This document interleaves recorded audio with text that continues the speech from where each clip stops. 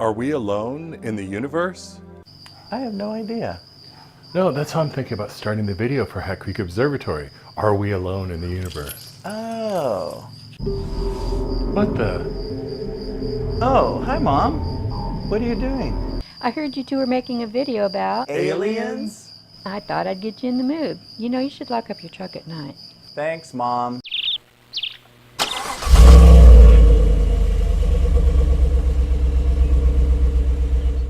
Located in northeastern California, in the Hat Creek Valley near Lassen National Park, you will find the Hat Creek Observatory. The Hat Creek Observatory is a radio telescope array that scientists working with SETI, the Search for Extraterrestrial Intelligence, are using to look for evidence of intelligent alien life elsewhere in our galaxy. A radio telescope is basically an antenna with a dish.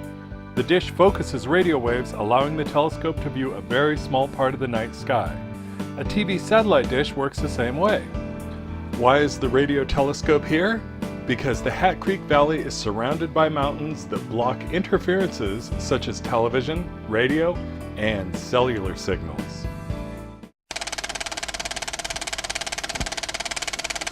The idea of using radio waves to look for extraterrestrials goes back over 100 years. In 1896, Nikola Tesla suggested a version of his wireless electrical transmission system could be used to contact beings on Mars.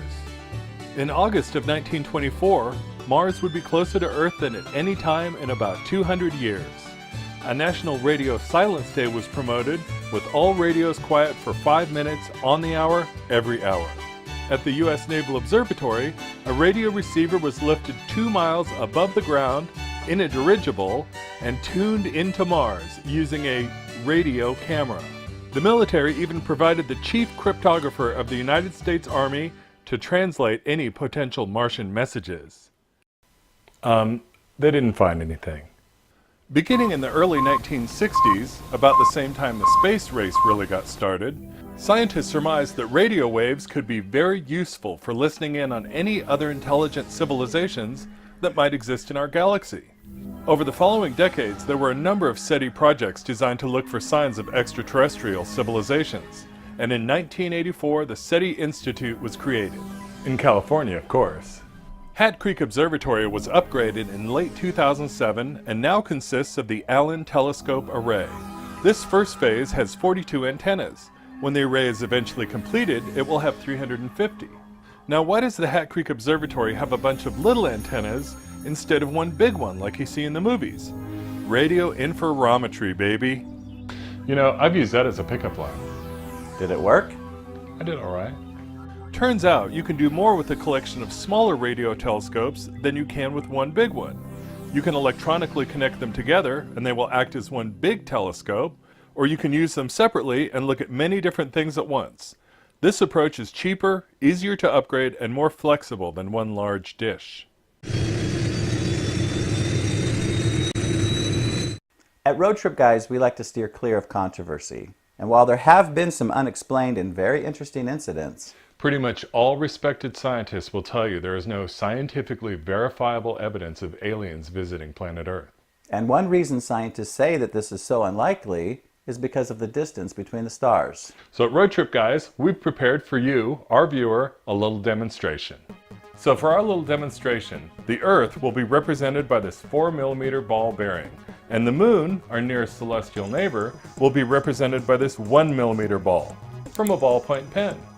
To accurately represent the distance between the Earth and the Moon, we're going to move them about 5 inches apart.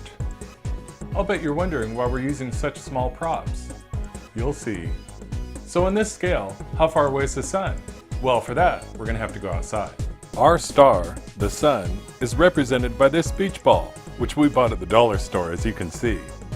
So with scientific accuracy, the Road Trip Guys measure our representative distance between the Sun and the Earth at about 150 feet. Newton, go get the Sun. Now, on to the furthest planet in our solar system. You mean Uranus? Don't say it. What, are you thinking with Uranus? Besides, the furthest planet is Neptune.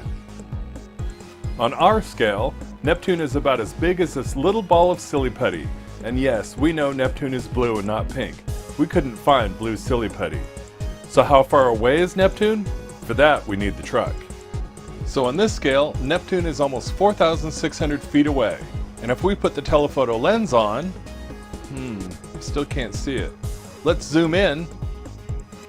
Where the truck is with the headlights flashing, that represents the distance to Neptune. So now for the big moment. If we know that the moon is about 5 inches away, and the sun is about 150 feet away, and the planet Neptune's 4,600 feet away, how far is the nearest star? But isn't the sun the nearest star? Okay, you're right. The nearest star outside our solar system. The answer? 8,000 miles away. That's about the distance between Seattle, Washington, and the tippity-tip of South America. And that's just the closest star at 4 light years away. Our galaxy is 100,000 light years across. So you can see, the distances between the stars is truly staggering.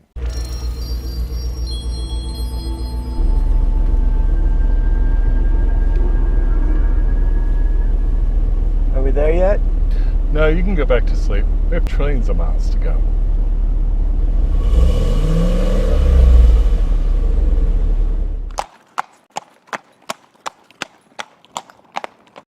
When you visit Hat Creek Observatory, you can take a self-guided tour of several information kiosks around the site, and of course, see the array of 42 telescopes. Inside, there's more information, a short video, and a view of the signal processing room.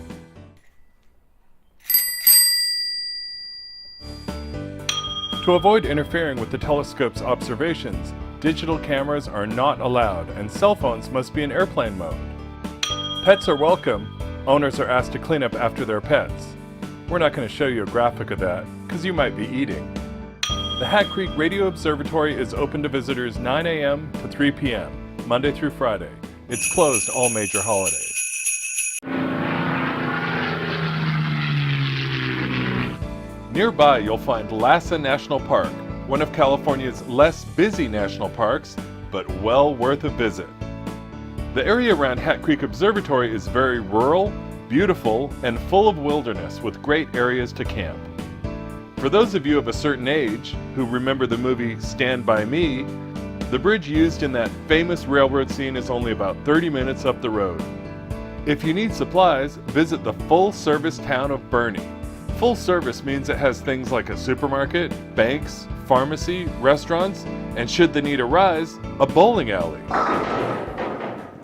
Do you know Burney was named after a dead guy? Aren't a lot of places named after a dead guy? They are, but Burney is named after an actual dead guy. In 1857, early settler Samuel Burney died in the valley. The valley came to be called the valley where Burney died, and finally just Burney. That's a great story.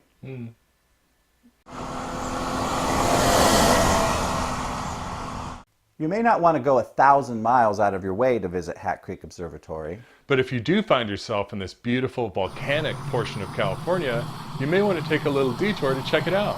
There's a lot to see. What? Newton, go find subscribers. Good boy.